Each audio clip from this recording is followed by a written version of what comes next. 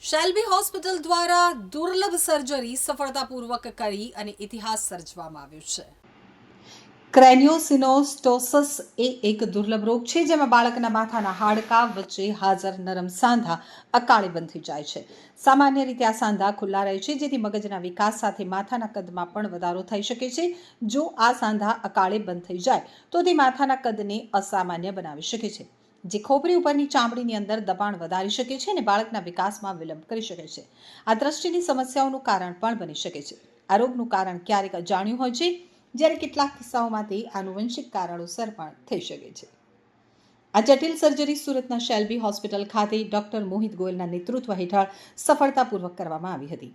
Doctor Goyal એક કુશળ કીહોલ અને એન્ડોસ્કોપિક ન્યુરોસર્જન છે અને તેઓએ આ જટિલ કેસોની સારવારમાં 6 વર્ષથી વધુનો અનુભવ ધરાવે છે.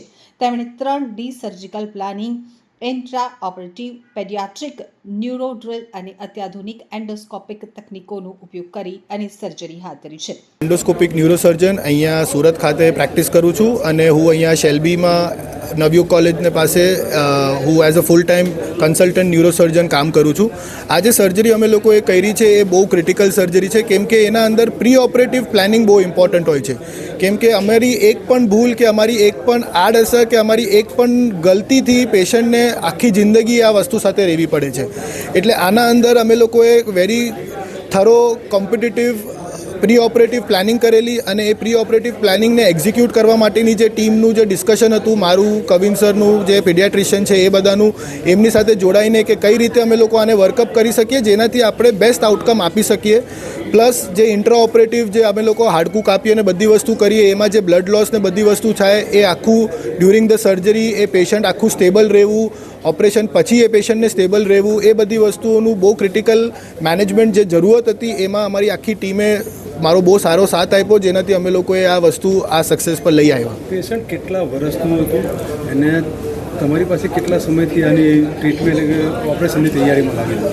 પેશન્ટ 11 મહિનાનું હતું અને પેશન્ટ આ ઓપરેશનની તૈયારી માટે પેશન્ટ મને પહેલી વાર બતાવવા આવેલું એના 4થા થી 5મા દિવસે પેશન્ટ ઓપરેશન માટે તૈયાર હતું, કેમ કે એ ઓલરેડી બીજા બધા ડૉક્ટરોને બતાવીને આવેલું, જેમાં એમને સજેસ્ટ કરેલું કે આ વસ્તુ નોર્મલ નથી, આ અબનોર્મલ છે, પણ એ વસ્તુ શું છે એ કોઈને ખબર નહોતી.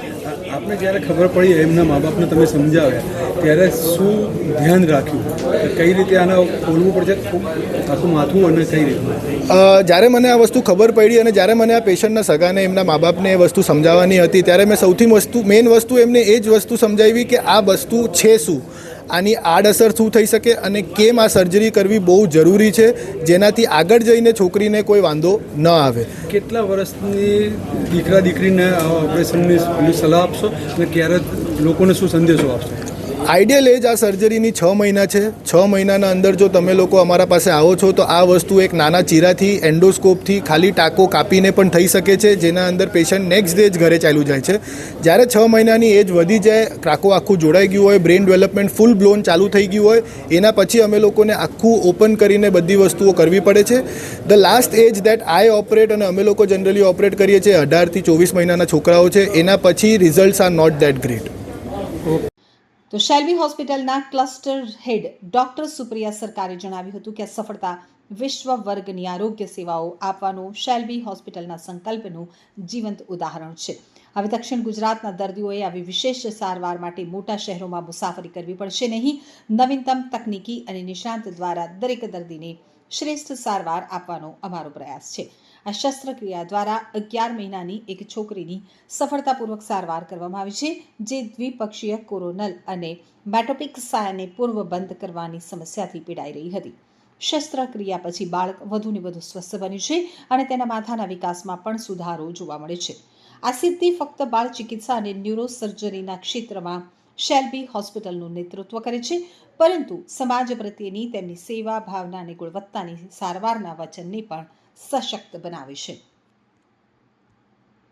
ચીફ એનેસ્થેટિસ્ટ છું અને સાથે મેડિકલ સુપ્રિન્ટેન્ડન્ટ પણ છું.